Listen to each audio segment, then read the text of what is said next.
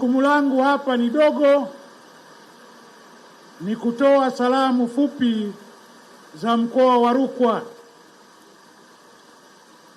Lakini Mheshimiwa Waziri Mkuu, natambua kwamba wenzangu wananchi hawa wana manyere katika mkoa wa Rukwa. Hamu yao kubwa ni kukusikiliza wewe, sio mimi. Nimeongea ukweli au uongo? Mimi si nipo bana, au sio? Akiondoka si nitarudi, halafu si tutaongea. Lakini Mheshimiwa Waziri Mkuu, kwa uchungu mkubwa,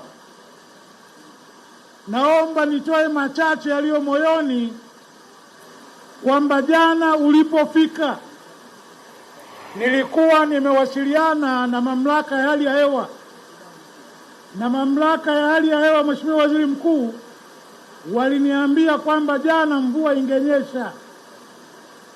Nikazungumza na wazee wangu hapa, na wazee wangu machifu njooni, machifu njooni bwana.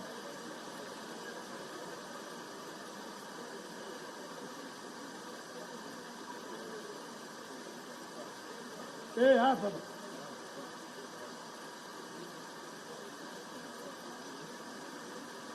hapa karibu hapa. Mheshimiwa Waziri Mkuu, jana nilizungumza na machifu wangu hao hapa. Sogeni hapa Waziri Mkuu waone na wananchi waone. Nilizungumza nao, wakasitisha mvua ya jana. Leo nimekawia kidogo kuzungumza na hao wazee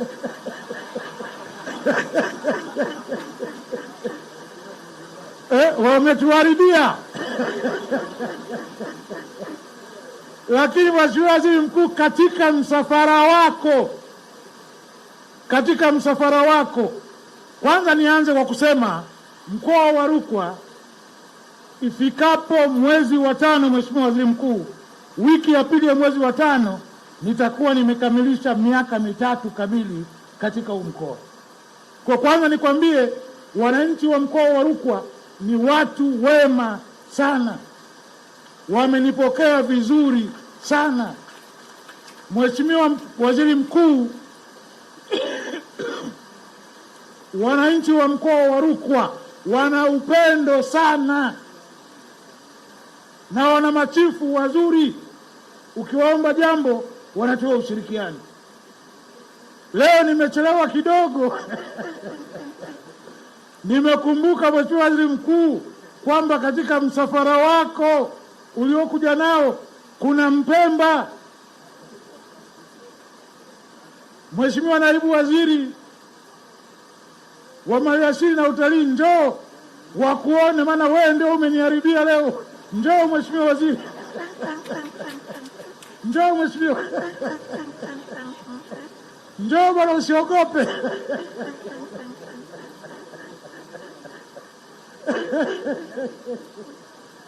Ndugu wananchi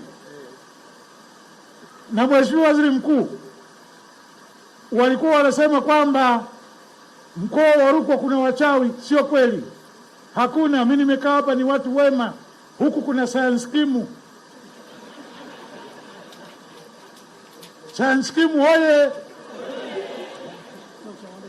Jana ndugu yangu Mheshimiwa Naibu Waziri alikuwa anasema hawa wanataka kunijaribu hao.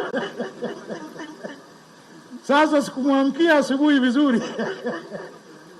Sasa machifu, huyu ndio anayetujaribu. Mheshimiwa Silinde, Naibu Waziri wa Kilimo, njoo kwa muda mfupi tu. Wewe ni jirani yetu wa Songwe. Naomba uongee, najua baadaye utaitwa kuongea, lakini naomba unijibu kwa ufupi. Mheshimiwa Naibu Waziri wa Maliasili na Kilimo anatujaribu. Atatuweza huyu kweli? Hatuwezi kabisa. Basi nashukuru. Machifu, asante.